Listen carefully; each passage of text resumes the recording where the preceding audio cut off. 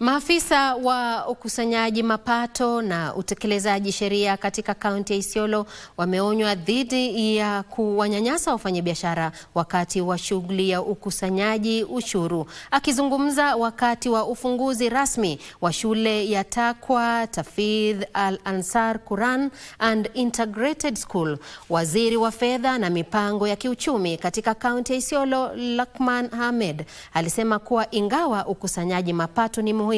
kwa utoaji wa huduma kwa wananchi, zoezi hilo lazima lifanywe kwa njia ya kibinadamu, ya haki na kwa heshima. Luqman alibainisha kuwa wafanyabiashara wana jukumu muhimu katika kuimarisha msingi wa mapato ya kaunti na hivyo wanapaswa kushughulikiwa kwa heshima, kuhakikisha ushirikiano na uaminifu katika ukusanyaji wa ushuru.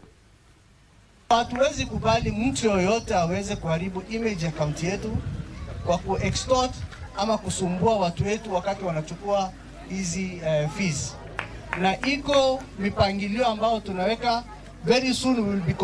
communicating to the public ni njia gani wanafaa kulipa pesa yao, kama ni parking, kama ni hizi business permits,